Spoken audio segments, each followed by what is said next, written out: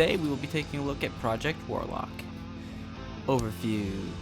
Project Warlock is a retro FPS where you take the role of a warlock as he destroys all the evil in the world, one place at a time.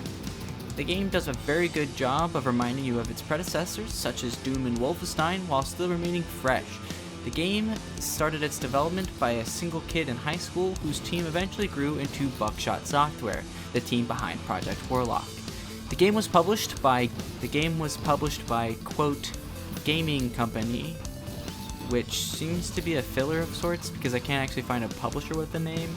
So yeah, the game was released in December of 2018 and has very positive reviews on Steam as well as a 78 on Metacritic. Graphics and performance. Project Warlock uses the Unity engine, which is a very versatile engine with lots of possibilities. This game recommended specs are in the middle of the road, but minimums are pretty low, so most computers should be able to manage this game at its lowest settings.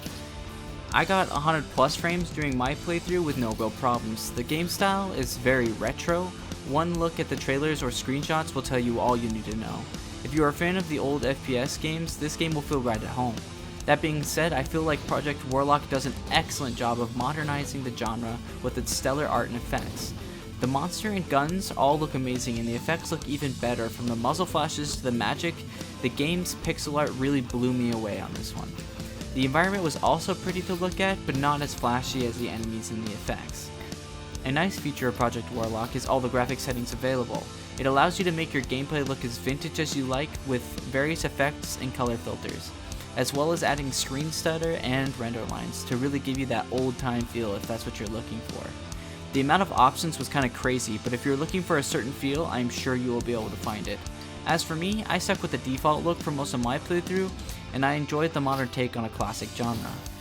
Overall, I gave graphics and performance a score of 9.5. Gameplay and story. Gameplay is very simple, just like in the good old days. Run through the level and kill everything in your path.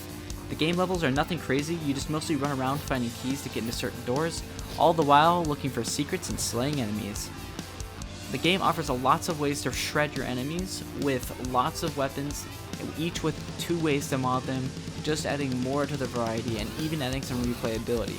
On top of this, you can also have spells and perks to help adhere to your playstyle just a little more. Overall, I thought the game did a good job making the weapons satisfying as you watch the blood and gore spill from your enemies. At the end of each chapter, there's also a boss to defeat with their own mechanics, attacks, and great designs. Most of the time I only died to my own hands, but there are a few times where some of the bosses got really close.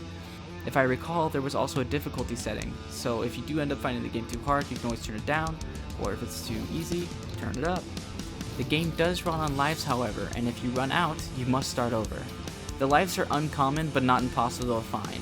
I think I ended the game with upwards of 50 plus lives. The game offers new enemies to fight in every new location you go to, which usually feels similar but at least has a little different look to them if nothing else.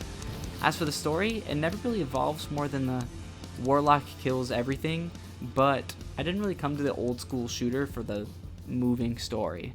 But if that's what you were looking for, you may want to pick something else. My judgment will primarily be based on gameplay. I gave gameplay and story a score of 9. Music and sound. The music is very action-packed and felt right at home with its old school vibes. And one thing that you must give them credit for is that every level has its own track. That's 60 plus tracks, and honestly it pays off even when I'm going through a similar tomb. Something about the music will give it a different vibe, which really made it easy to keep playing and keep exploring.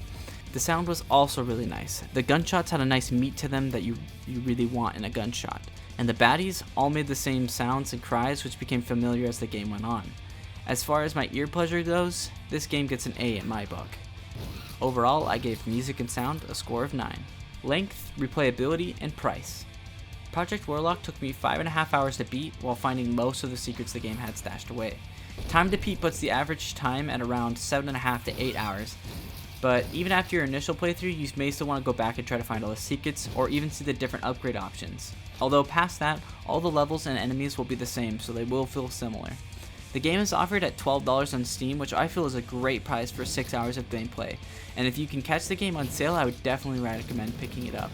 They are even nice enough to have a demo, so you can see if you like the game before you even put your money down. As far as G2A prices go, it looks like you will only be saving $1 or $2 if you go that route, but you are free to keep an eye out. I gave length, replayability, and price a score of 7.5. Overview. Project Warlock does a great job of modernizing the retro FPS, delivering a satisfying experience on all fronts. It does enough to stay at home with its roots while also feeling fresh. If you're a fan of retro games and are looking for that itch, go no further than the Project Warlock. Overall, I gave Project Warlock a score of 44 out of 50. Suggestions. My first suggestion will be Delver. Delver is more of a medieval take on the retro style game, with swords, bows, and magic as your primary weapons. The game has you diving into a dungeon in hopes of coming out alive. If I recall, there's a permadeath system, and the game is a little more challenging, with a roguelike twist on it. Strafe takes a more sci-fi approach and a slight change in style to the retro classic, but still feels like it's in the same ballpark. Heavy Bullets. This game is a little far for a recommendation, but if you're looking for something with an interesting take on an old style, give this one a try, as you're equipped with only a revolver and must collect your bullets after hitting enemies. Thank you all for joining me on this game time with your favorite uncle. I hope I can see you in the next one. Cheers.